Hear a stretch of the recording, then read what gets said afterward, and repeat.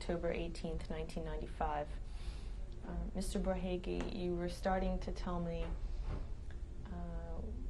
about how things changed for the worse, and some of the kids in school would say things. Can you?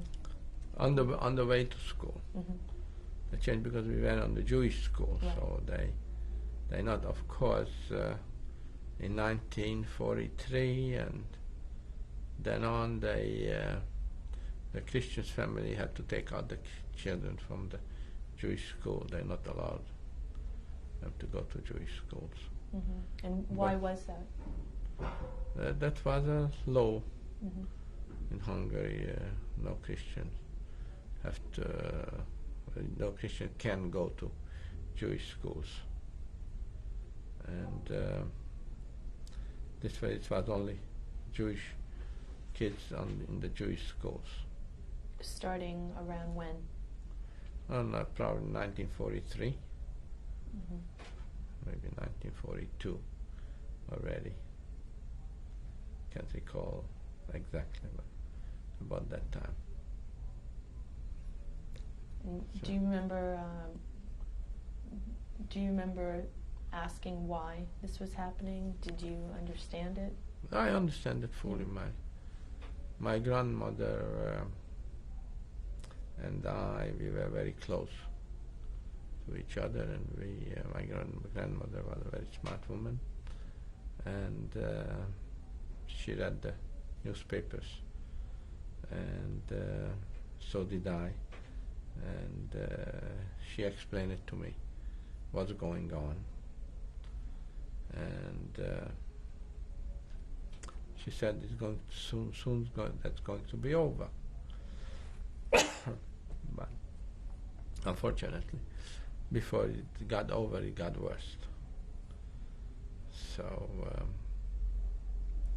that's when the German came to Hungary, and it got worse. And I don't know. Then in 1944, April the 23rd, I think, German invaded Hungary, and so was in our towns. They came in, they took over the post office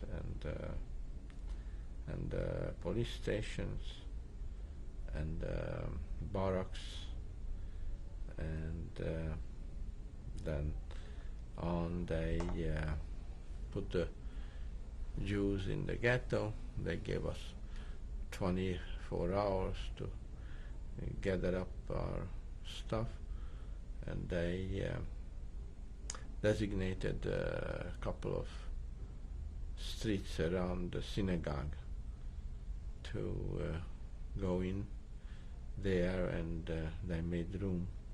There are a few Christian houses was empty out, and they gave them the Jewish houses, and they let us go there. But everybody got sort of a room or so, and we had happened to go to a warehouse where they kept corn, and it was a big warehouse, and maybe 10-15 family went to that warehouse, and everybody had part of the warehouse. You were able to take a mattress with you, and we were sleeping in the mattress, and cooking facilities, we don't have that much. And whoever had a cooking facility, we bought some food, we cooked for ourselves, but it didn't last too long. Lasted about 2 weeks. Then they took us out from the ghetto and put us to cattle trains, cattle cars, and we went to a transit camp in Hungary, about 25 miles from Kiskunhalas. They went to Szeged, a large town, large city in When was Hungary. It was in end of April, very beginning of May 1944. And we went to a brick factory where they accumulated the surrounding towns and cities Jews, and they put them there. And we slept actually on the grounds, and just under roof. There were no walls anywhere, and they had no facility to wash or bathroom facilities. They dig trenches, and that's where you had to go. And we were there approximately 2 weeks, and gathered about 20,000 Jews, which they made 3 transport out of. And during the stay, whatever we had on, watches or rings, one morning, 4 o'clock in the morning, the camp director waked us up, said everybody had to come to the there is a big chimney. Around the chimney, and they put out big baskets, and one for the rings, one for the watches, one for the clocks, whatever anybody had, and one for the money. And they said if you find anything on you, they will kill you, they will shot you. Inside, of course, nobody took the risk, so everybody went and put little belonging, whatever they had. Mm-hmm. How old were you? I was 11 that time. Mm-hmm. And my mother and my grandmother had some wedding rings, and I put it there. And we had a clock, like an alarm clock. We got rid of that. And shortly after, a few days after, they made the first transport, and they had a committee, the Jewish committee, and they said, they took out the people by names. You have to go on this and this transport. And they wanted to send us, but my grandmother refused. She said, I'm not going anywhere with my family. So she fought very hard, and they accepted it, and they let us stay. And what was the name of this place? Szeged, Mm-hmm. Szeged camp, the brick factory. Mm-hmm. And then what type of factory was it? brick. Brick. Mm-hmm. Was it functioning? Not at the time when we were there. It was functioning before, but they didn't let it function that time. And a few days later, they made up the second transport, and they nagged my grandmother to, okay, go ahead now. You missed the first transport. You go ahead. You'll be all right. Of course, the first transport ended up in Auschwitz, and none of the people who from my town were able to survive. They all perished there in the first transport. And second transport, of course, we didn't know about it, where that's going to take. And the second transport, they nagged my grandmother, okay, you have to go now. This is, everybody's going. And then my grandmother said, what can we do? So we went. And who was there? Your grandmother? And my grandmother, my mother, and me, and my aunt, and her husband were there. And where was your father? My father was in forced labor Mm-hmm. camp. And where was that? What was the name? they didn't have any particular name. they just were working. Last time I saw her, he was working in Kiskunhalas on a field, and he saw us going away with the transport, and then we never saw her again. I saw him again. When was he taken to the forced labor camp? Oh, he was taken several times, but he usually gets himself out of it. But the first time he was called in, it was 1942 to a labor camp. And they didn't call it camp, but it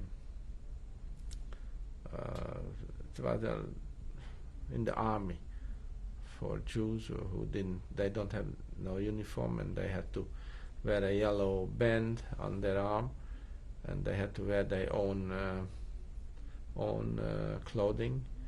They only had a army hat on them, and they usually were working to dig trenches for the army, and that was in hard labor. But usually my father was always able to escape from that, and the last time he escaped in 1944, and then he went to hiding, and then he went to with Christian's paper.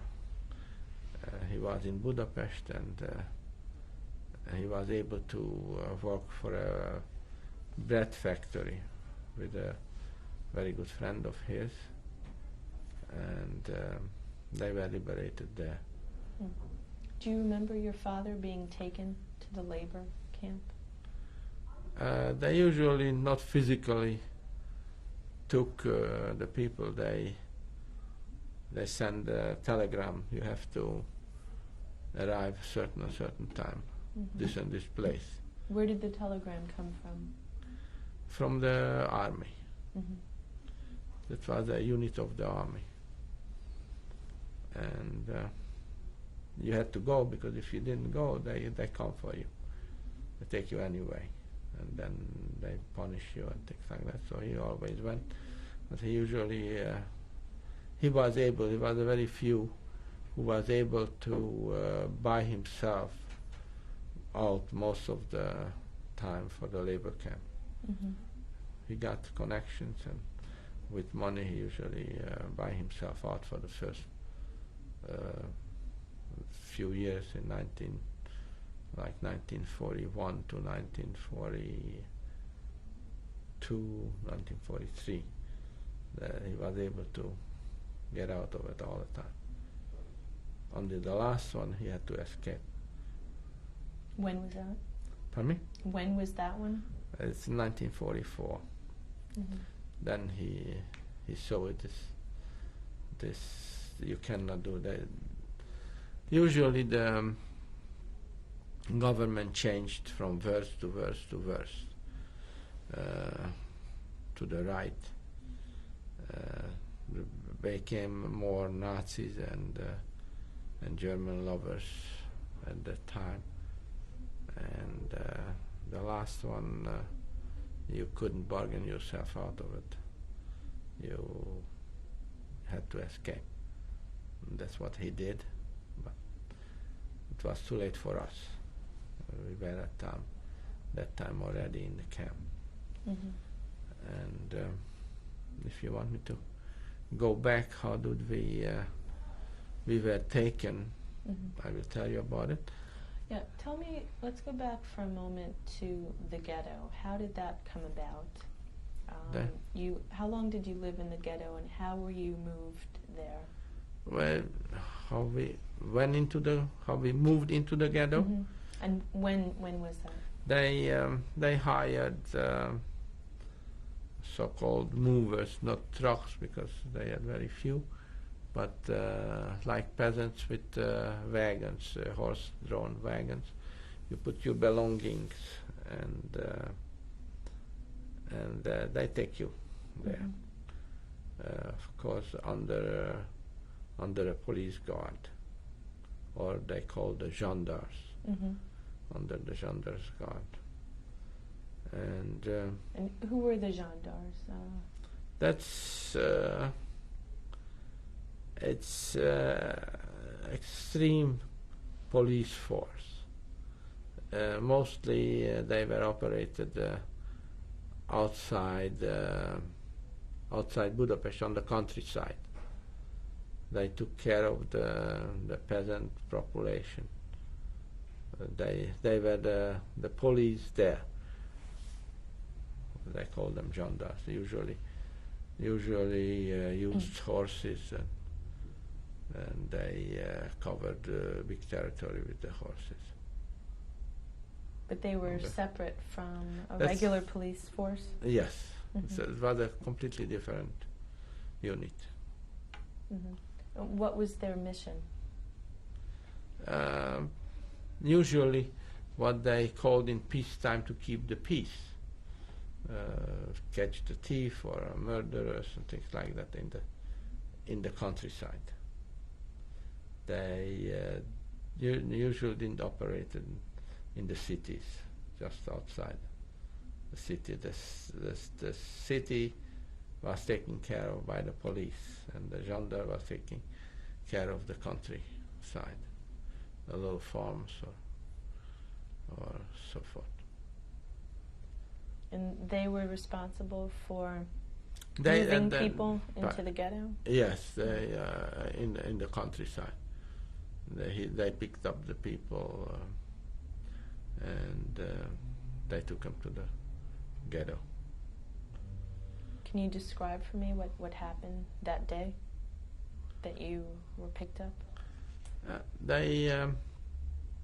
We put a couple of furniture, mostly beds, on the wagon, and some food what we had at home, and they put that on the wagon, and we put it into the ghetto. Of course, we took a large amount what we could, because we didn't know. Nobody told us anything. You're going to stay in the ghetto for a certain amount of time, or you're going to be taken away. So it was uncertain how long you're going to stay. So we did the best, because we couldn't go out of the ghetto. So we packed up whatever we could, small pots and pans, so we were able to cook some. And with the wagon we went to the ghetto. How large was the ghetto? I don't know. It was room for about 1,000 people. So different rooms, different houses. Some Jewish houses were around the synagogue, and who had a large home, 5 or 6 rooms. They have to be shared with other 4 or 5 families, and they each had a room, and they had one kitchen. So, and some of us, like, we got into the warehouse where they stored before the corns. What was it? What was the availability of food? Very limited. Someone was able to go with the guard to the market and bring in some milk, and but mostly everybody used whatever they had home, used up the supply, and if you didn't have any supply, then they were able to get a bread or something. But mostly we used up whatever we had supply at home.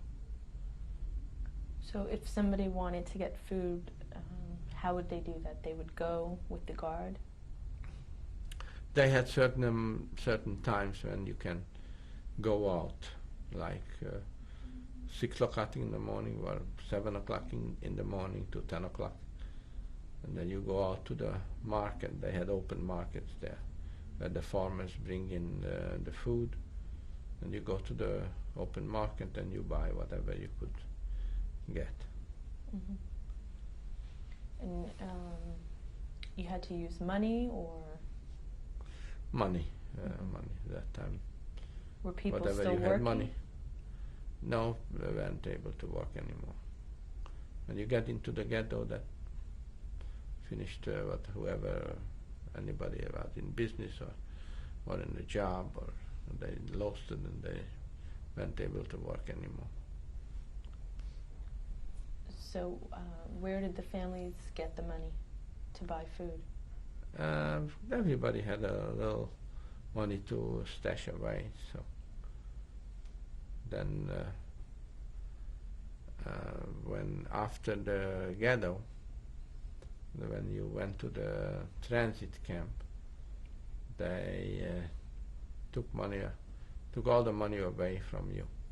Whatever you had to put into that basket that I described previously, Mm-hmm. where they collected the rings and the watches. And it was a basket for money. But a lot of people didn't put it in there. They had hundreds of thousands of Hungarian currency on them, and they stashed it away in different places.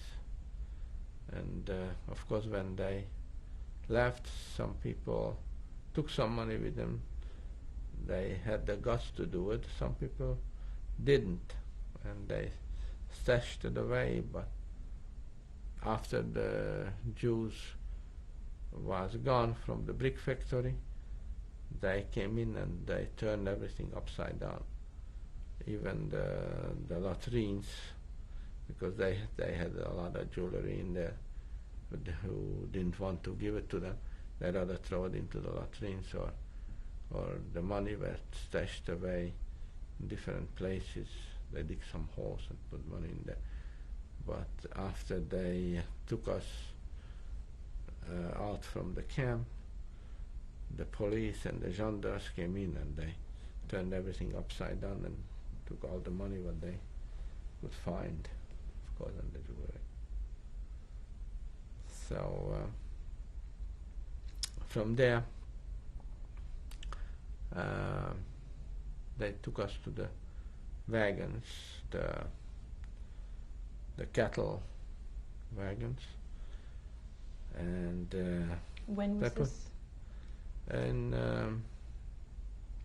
late May, very early June, they took us into cattle wagons, and they put approximately 80 to 85 people. A wagon, actually it was no sitting room. We were standing, and if we couldn't stand anymore, we made room just to sit down for a while, and then we changed off. And they had one bucket for everybody to go. And of course, for 80 people, one bucket is not that much, and they were never bothered to change it. So it's where 80 people. We were, I think, 83, and among us in that wagon, I had doctor professor from the Szeged, the medical school, the head of the school, and his assistant, and their families. And of course, they were very different than the normal, usual people, and but they didn't care. and they just was with us. Of course, they were very sad, and they couldn't understand what happened. They were very high-ranking officials in the government who were friends of them, and they promised them they would never take them away, and evidently they did. And we arrived to the eastern border of Hungary. And how long did it take you to get there? How long was the oh, trip? about a day and a couple of hours. Mm-hmm. And everyone had to stand or alternately sit. Mostly, of course, for the elders, they just couldn't make it. They were sitting down, and we had one bucket of water for everyone, so they had a little small glass to everyone who was a little thirsty to keep it. And then we were to the eastern... were you given any food? No food. We took us... we had backpacks. My grandmother made us backpacks in the ghetto, just in case they're gonna took us away, and we packed the backpacks and a few small like suitcases, and we were able to take that with us, and we had a suitcase full of food, the size of like a 25 by 25 inch suitcase, and we ate from that, and it was some sausages and some smoked meat, what we were able to conserve, and that didn't perish. So we were living out of that, and we got to the border, and on that same line there were two Jewish trains. Each of them had about 30 wagons, so cattle wagons on it, and we were next to each other, and we were hollering to each other, "Where are you from? Where are you from?" And we were standing there about an hour and a half, and all of a sudden our train started to move back to Hungary again, and the other train went east, and as we find out, that was from another camp. As the story goes, they were paid up by 20 kilo of gold to take them to Austria. And fortunate for us, the railroad man mixed up the true train, and we went back to Hungary, and they went to Auschwitz. But of course we went just through Hungary. We went to the western border, and we went to a town called Strasshof. That was the camp in about 30-40 kilometers from the Hungarian border, about 20 kilometers from Vienna. And we were taken over there. By the time we got there, it was 3 days, and we have 4 dead in the wagons.